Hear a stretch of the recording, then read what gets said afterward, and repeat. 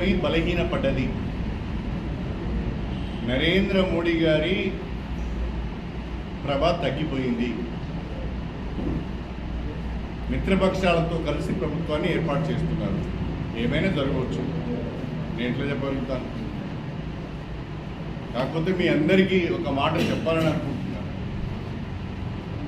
దయచేసి కొంతమంది స్థాయిని మరిచి, సభ్యతను మరిచి,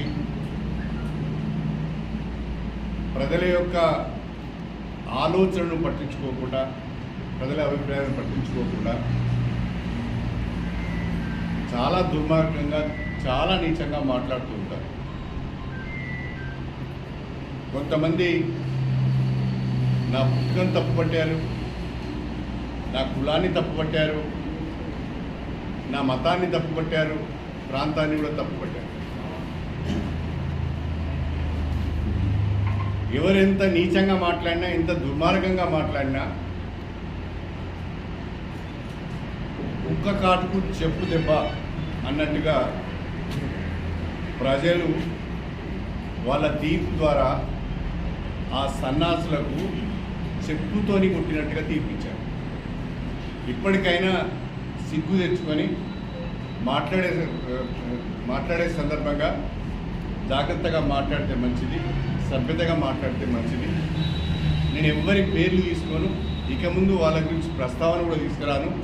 నా స్థాయి అది కాదు. వాళ్ళు దిగజారిపోయిళ్ళు.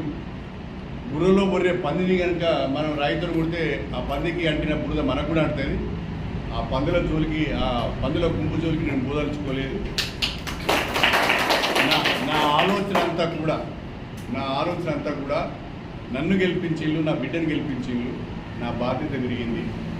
నేను గౌరవంగా పనిచేయాలి, బాధ్యతగా పనిచేయాలి, అభివృద్ధి చేయాలి, ప్రజా సమస్యలను పరిష్కారం చేయాలి. నా ఎజెండా అది ఉంటుంది. ఈరోజు మాట్లాడాను, మళ్ళీ ఇంకెప్పుడు కూడా వాళ్ళ గురించి నేను మాట్లాడాను. అలాంటి వాళ్ళని ఎందుకంటే నేను కాంగ్రెస్ పార్టీలో చేరాను. మొదటి నుంచి కాంగ్రెస్ పార్టీని పట్టుకొని ఉన్నవాళ్ళు, కాంగ్రెస్ పార్టీని కాపాడుకుంటూ వచ్చిన కార్యకర్తలు అనేక మంది ఉన్నారు. నా వైపు నుంచి ఎవరికి కూడా ఇబ్బంది జరగదు. అందరినీ కలుపుకొని, అందరికీ సమాన అవకాశాలు కల్పిస్తూనే, పాత కొత్త అనేది లేకుండా వాళ్ళ అర్హతలను బట్టి అందరికీ సమాన అవకాశాలు కల్పిస్తూనే, అందరినీ సమన్వయం చేసుకొని నియోజకవర్గాన్ని అభివృద్ధి చేస్తాం. సమస్యల పైన పోరాటం చేస్తాం. మరిన్ని వార్తల కోసం నా ఛానల్ని సబ్స్క్రైబ్ చేయండి.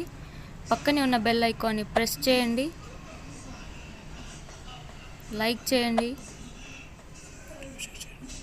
మరియు షేర్ చేయండి.